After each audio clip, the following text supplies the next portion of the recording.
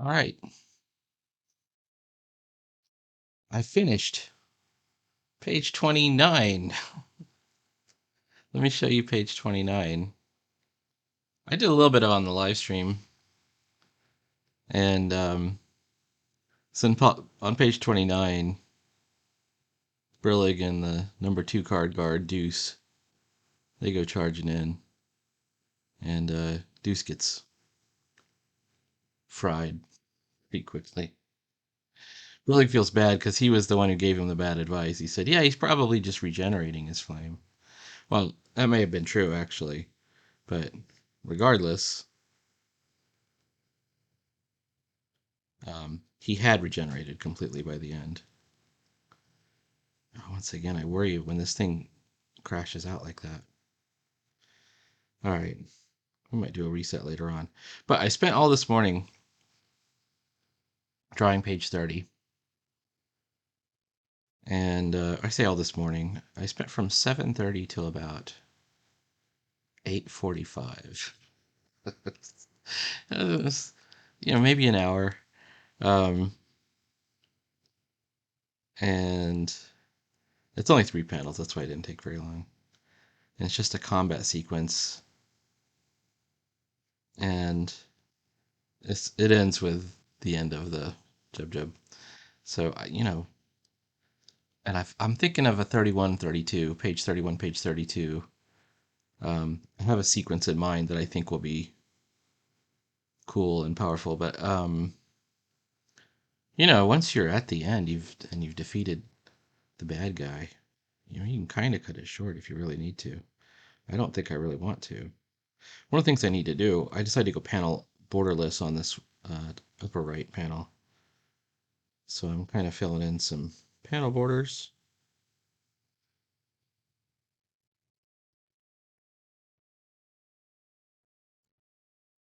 And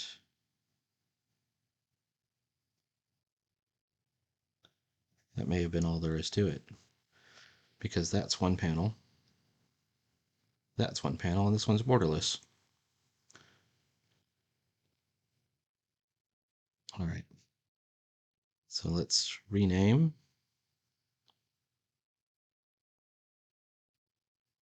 Pencils. Add a layer. Rename ink.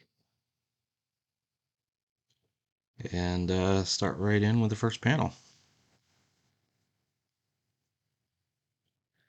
I struggled a bit with scale. Um, the Jub Jub itself has been on a sort of revolving scale where sometimes it's really big, and I'm just trying to fit it into the panel, so I think that's the right size. I think that's close to what I had before. Once you have a really big monster or a big thing you need to show, a big spaceship, big building, that means the figures that you're going to draw are going to be small. And that is not as cool because, you have to change your thinking on a lot of things.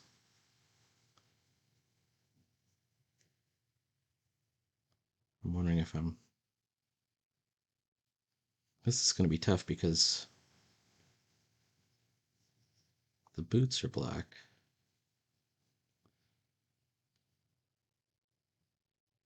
Last night I was on Netflix and I started watching while I was drawing All Quiet on the Western Front. Wow, that's a great movie.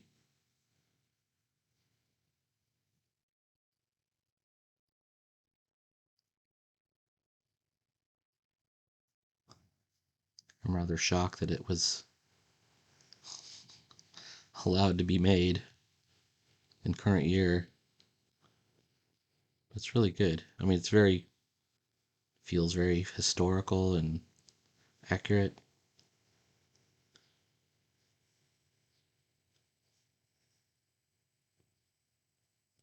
It's based around World War One.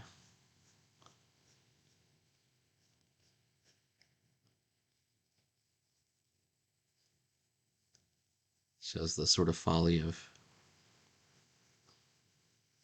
this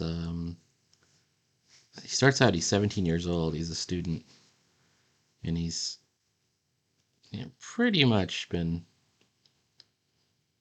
fooled into wanting to join the war effort in Germany. I don't know if he's fooled, but he doesn't have the right idea of what's actually happening. And, before you know it, he's there. And then you get the right idea. But the way it starts out is amazing. So I don't want to go into the spoilers of it. But it starts out focusing on a character that isn't him.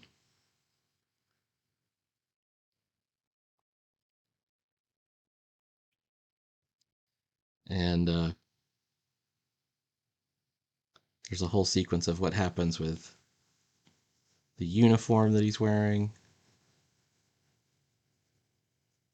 and all this stuff. You have to see it. I don't know. I don't want to give away too many spoilers. Very good, though.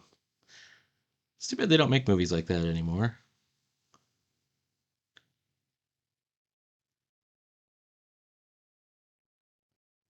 All right.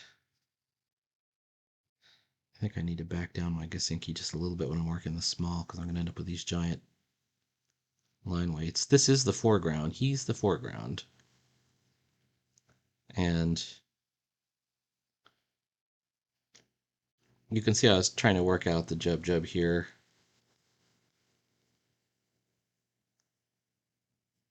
So some of the size discrepancies I'm just going to chalk up to, well, he's in the foreground or he's in the background.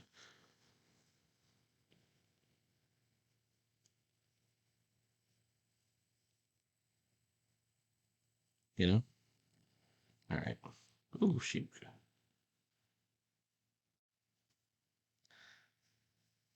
I think has this back like a metal. What do you call this?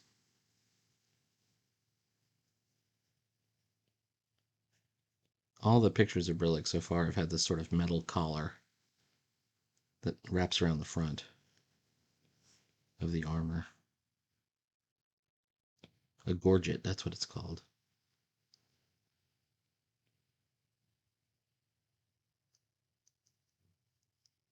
There's the elbow piece.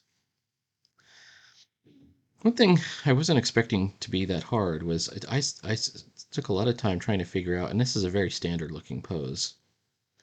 But believe me, I had the glaive going down, I had it going this way, straight across. Whoops, that was my Instagram. What happened there? Caught me watching Far Side comics. Um,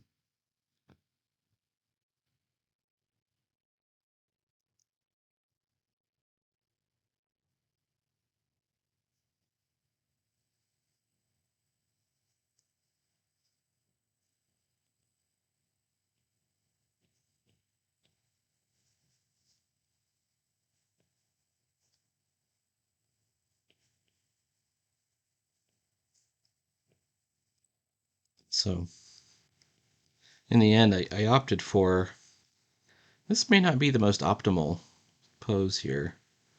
Maybe maybe I'll do a big motion line or something, to show that it's swooped across. I know I want this dark foreground with the Vorp superimposed on it. The real foreground will be those sound effects.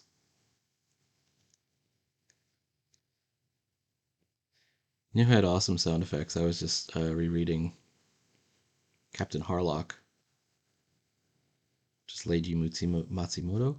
Matsumoto? Matsumoto?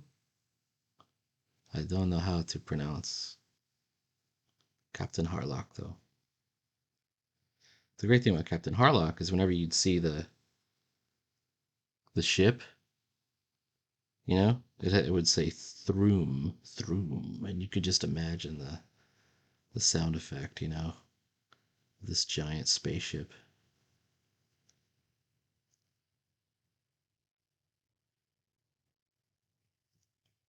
kind of coming through. Oh, anytime I get near the end of a project like this, I feel like I slow down or something. But actually, lately I've been, because it's like I drew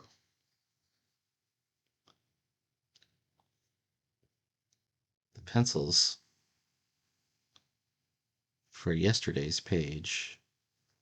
It wasn't yesterday, but it was like the night of the day before. So like I kind of like I finished up page 27 or page 28, and I drew 29 like at the same time.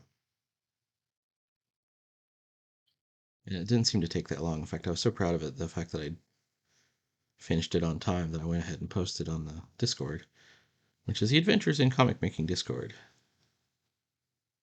Don't settle for for less. The pale limitations. Whoa, whoa, whoa. Damn it. Give me an arc. There we go.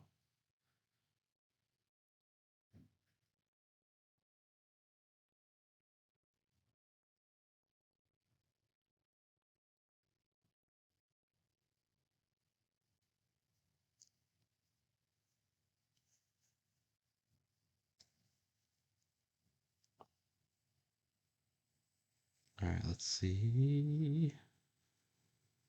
How we doing?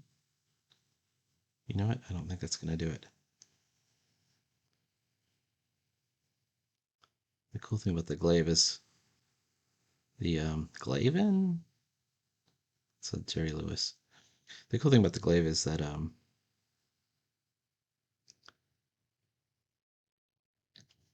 design is very simple.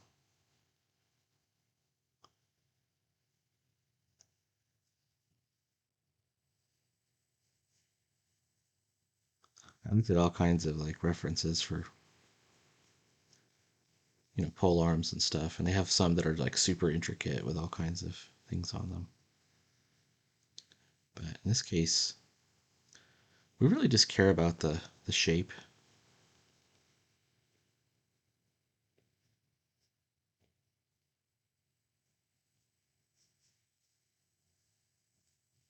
Of the blade. I think that matters quite a bit. Boy, that better be black. I'm looking at. Come on now.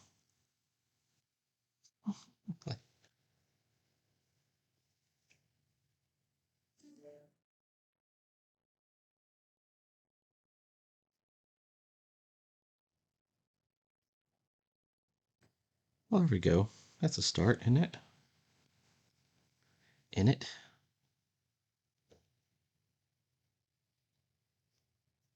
Let's go ahead and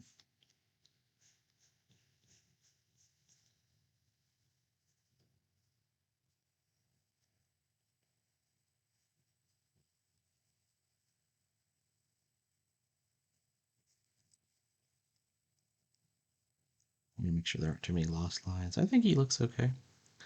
Remember, we're going to have to do shadow, but we do the shadow in the form of texture. You can see where it's these darker lines down here, the back leg. I was just trying to figure out where to work out the back leg, and maybe I don't really need the full detail. Maybe I'll just put in a shadow of more darkly shaded version of it. But let's go ahead and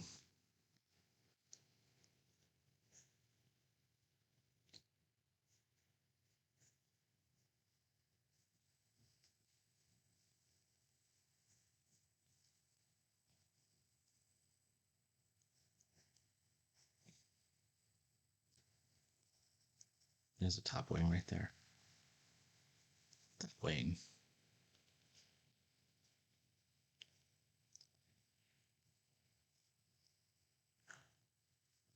All right.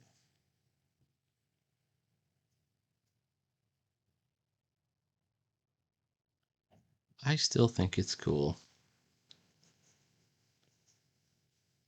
to be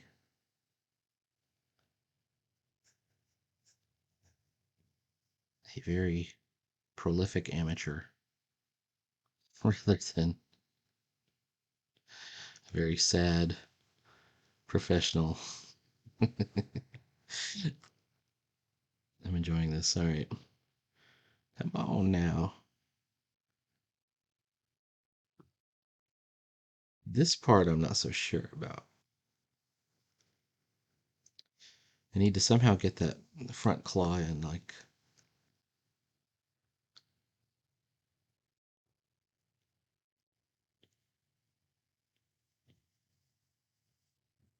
I think it's like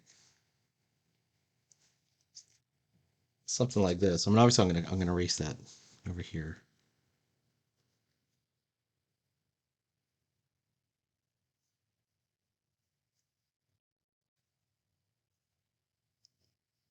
Let's see what it looks like.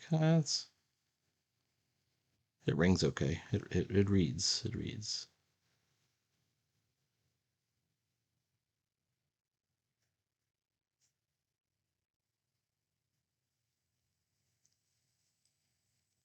Okay, how about this over here?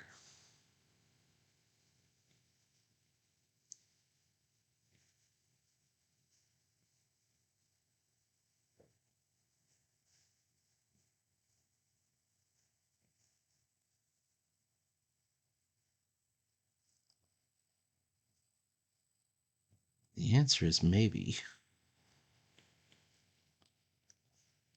The foreclaws are different than the back claws, the back legs.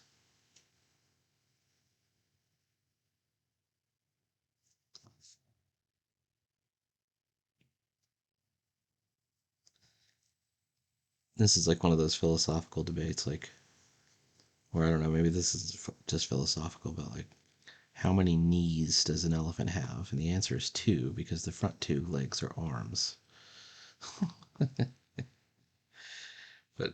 But in common parlance, of course, we say an elephant has four legs.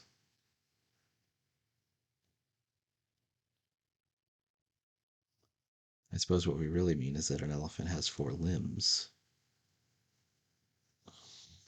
Well, the jubjub bird is similar. It has these back legs, even though it's a bird, and it has some wing-like appendages as well.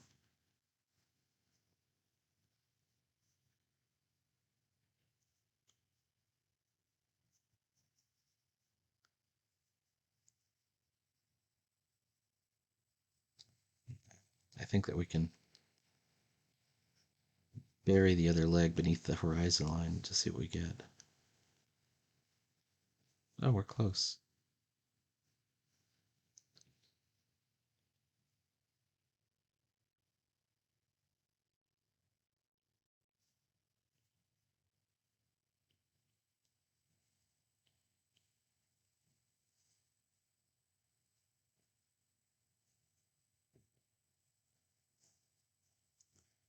Okay.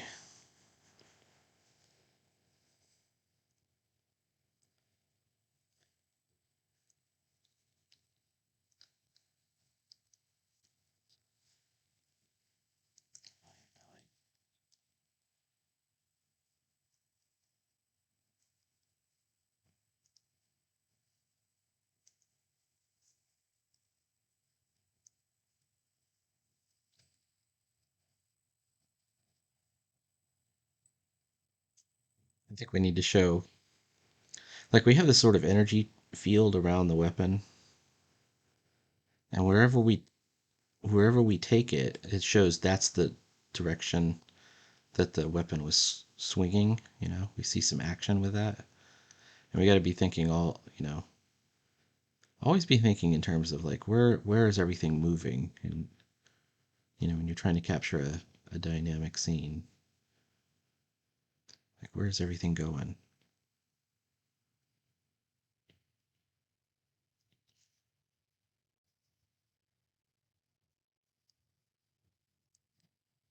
Okay. Also, we know that this is a chest. So if we know one arm is here and one arm is here, or one limb is here, then we know that the split is right in the middle. So, which I got it just about right. Okay, good.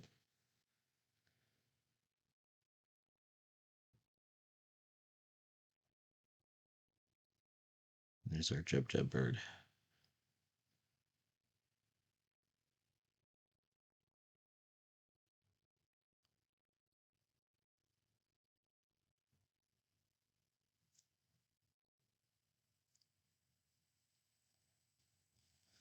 He has to know that he's in danger, so I'm going to make him like literally angry.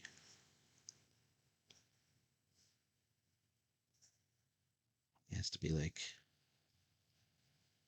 looking back at I can make him look back this way at him or look this way at the weapon. And honestly, they're both good options. I'm gonna have him look at the weapon. I think that feels very classic. It almost looks like Angry Birds. Remember Angry Birds, and it would just be like one big ball. Maybe that's where I got the idea from. Oh no, there's my screen time. It's up 38% last week. Well, that's good to know. If they're specifically talking about screen time up on my iPad, then we're talking about drawing. So I got no complaints. All right.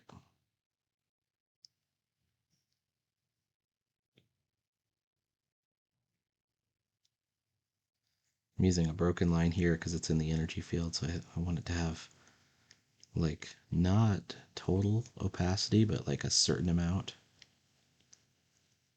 of distortion.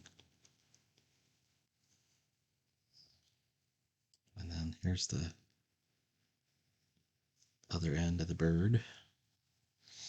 Yeah, maybe I'll get all the old Angry Bird stands. I'll be like, yeah, I love that monster. Angry Birds, right? I just realized that's what it looks like. And I'm okay with it. It really comes from the Kyrie from Fiend Folio.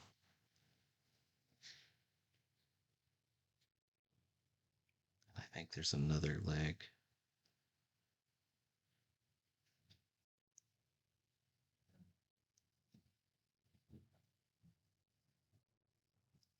We're gonna have to put, enough other stuff in the panel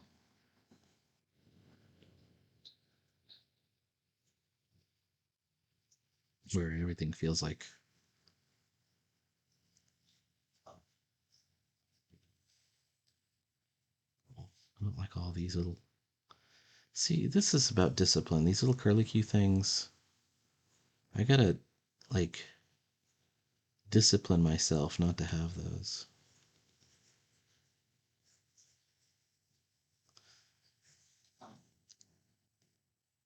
All right.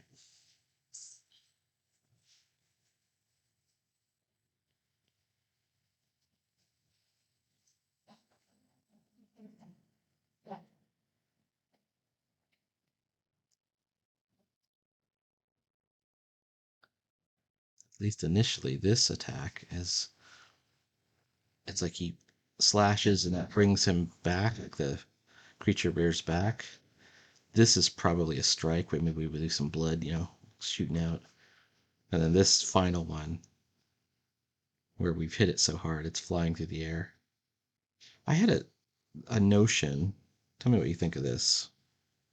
Of course you can't. This is a recorded video. I had a notion of actually even taking the character and shrinking it down even more.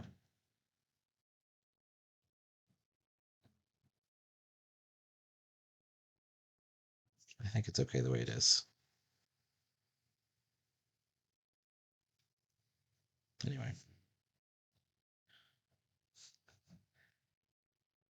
that's what, to me, anyways, like paneling is all about composition and figuring out like what's the best camera angle and not just the most unique or crazy camera angle. Like this is one dude, or just one dude, and I remember he had drawn like it's kind of like a first page or a splash page. But the crazy thing about it, oh, am I on the pencil layer still?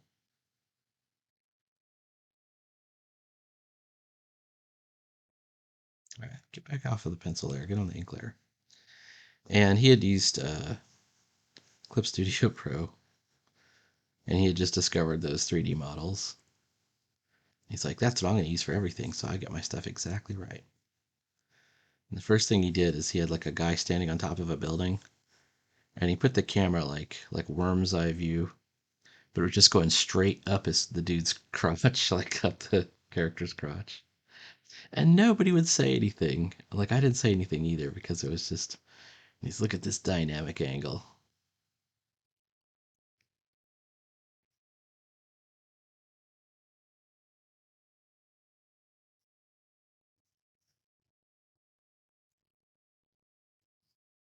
Like there's so many weird things that you can do with it.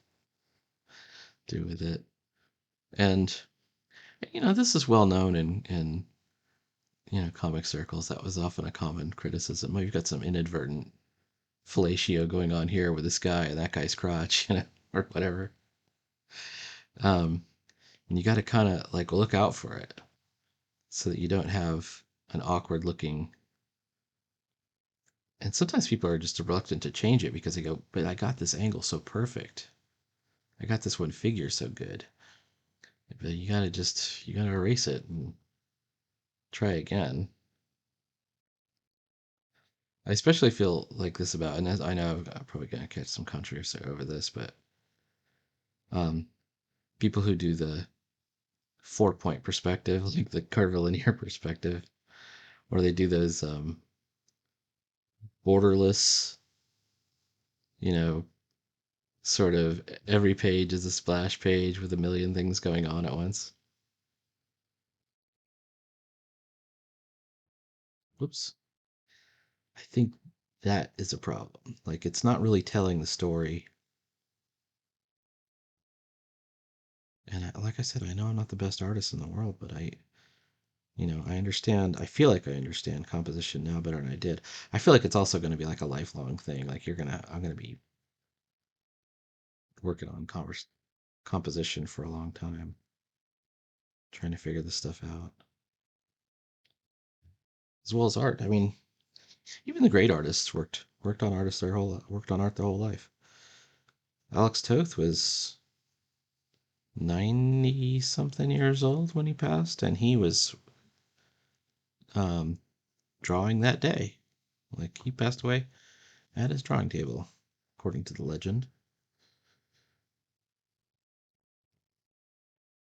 It's only when you see it just as a job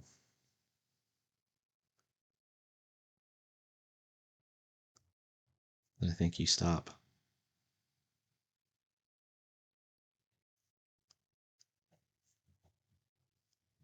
All right, we're getting somewhere with this. I'm actually liking this. That back leg is fine. As long as I can get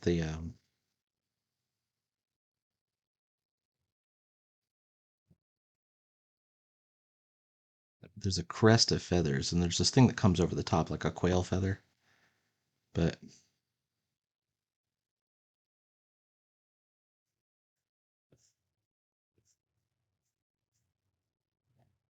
as long as I can get those in.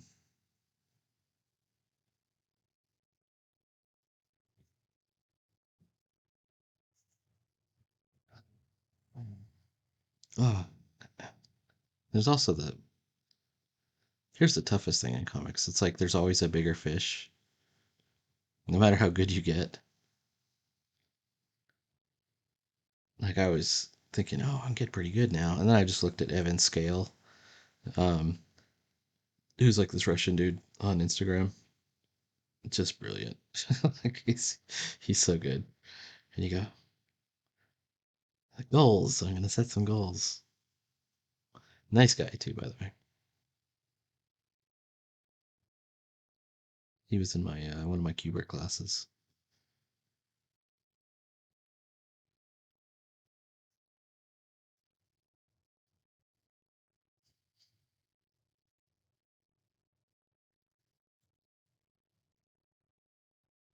I personally think it's okay to be, you know, competitive with other artists as long as you do it respectfully and you respect that their contributions and say, yeah, I'm gonna get as good as that guy one day. That guy's using zip tone. I gotta get some zip tone. Oh, look at that action. I need to up my action game, my action scene game. I think that's okay.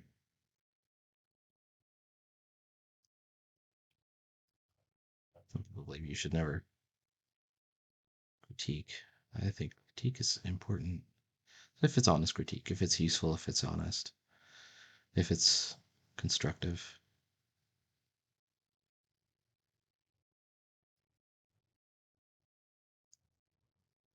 I think that's useful.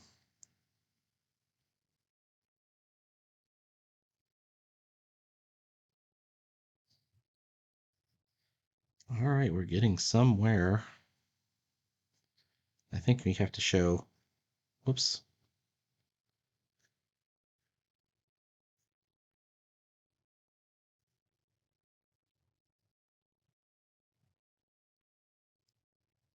Somewhere there's a sound effect. Vorp, there it is right there. Okay. Let's do the sound effect.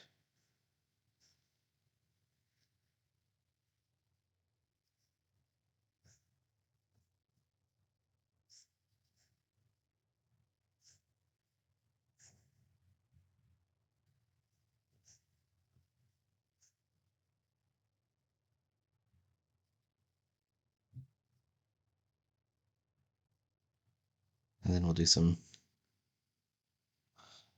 texture, and then I'll call it quits for this video.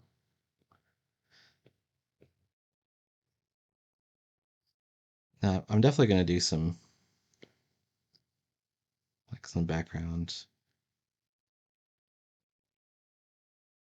some more of the hedge, maybe some trees in the background. But I'm thinking about doing action lines.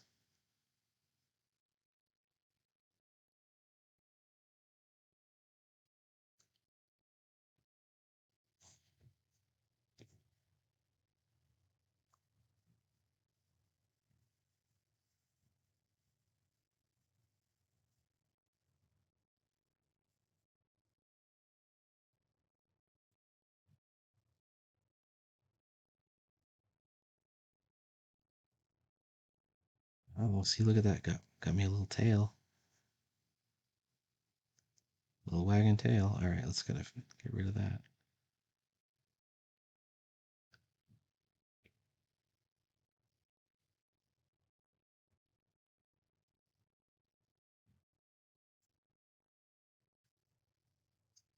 Yeah.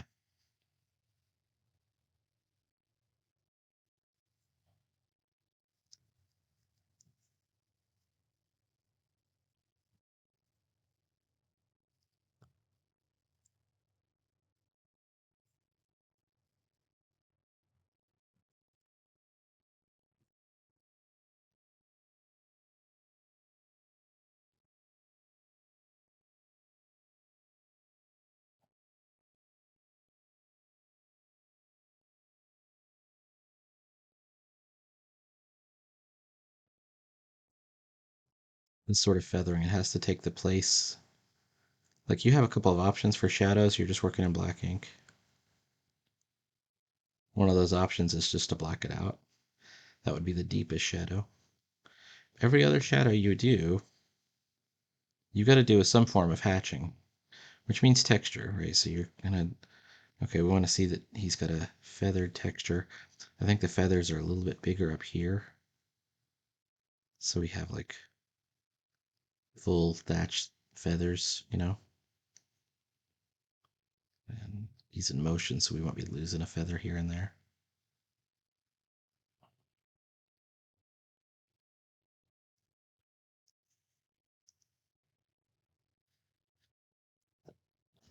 Okay.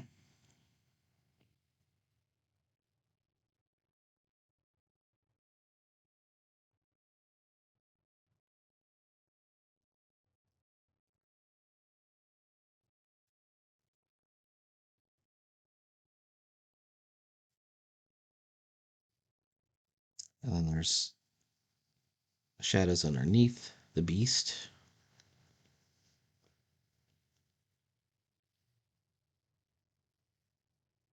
which also have to be rendered as, in this case, a grass texture.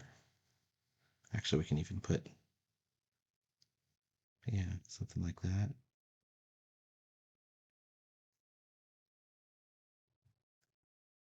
We know that there's trees in the area, so if I wanted to, like, I could stick maybe a tree branch up here or a tree branch over there. I might still do that. Look, I already did it. I did it poorly, but I did it. Okay, let's add a little. Let's rub some fairy dust on that and see what comes out.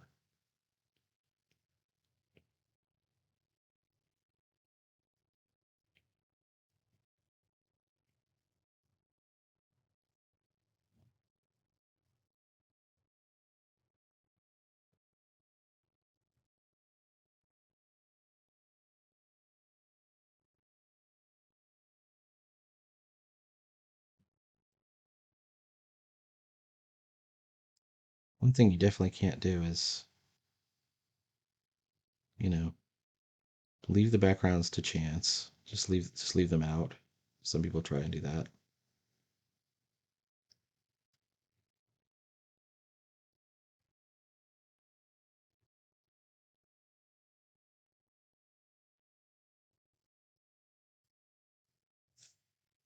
I want to go the other way. Vorp. There we go.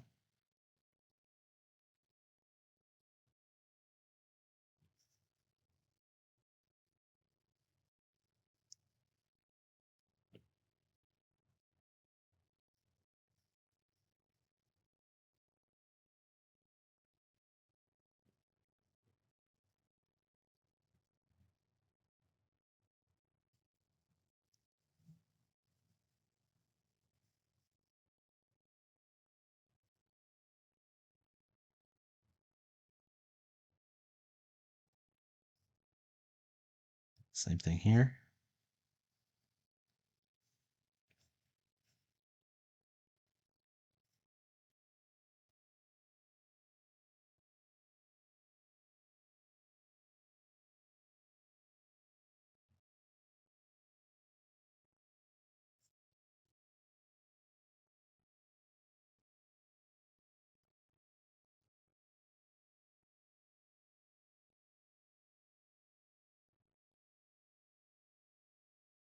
Okay, last but not least, I'm gonna bring my size of my thing up a little bit.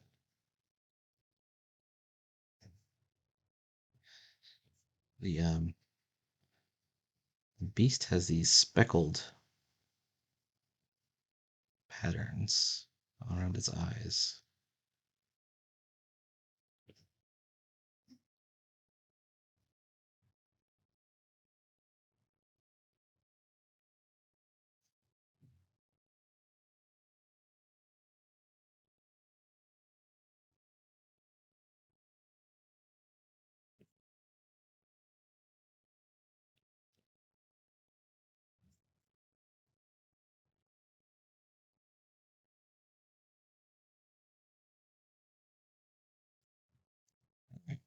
How about this and this?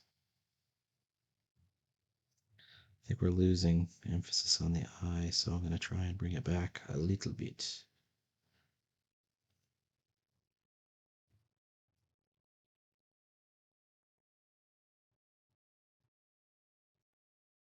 We know that when it's enraged, we see this is comic language, cartoony language.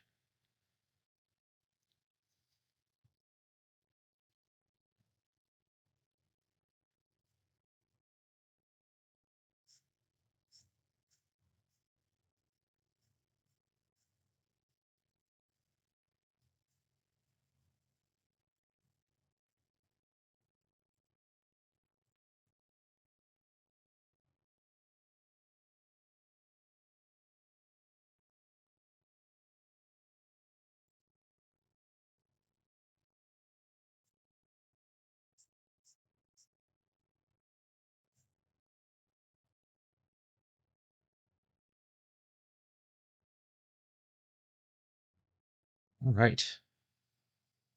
Is that a good first panel? I think it's a good first panel. Second panel will be an open panel of the attack, so we can get a close-up. Third panel, we get the money shot, like the big blast right here. This might take a couple of days to do. I don't know. Depends on how long I work at it at a time. Please like, follow, and subscribe, and check back for more comics every day. I actually have the next comic already lined up. I've drawn a whole page of it. I've done designs for all of the characters, so it's going to happen. So I will see you later.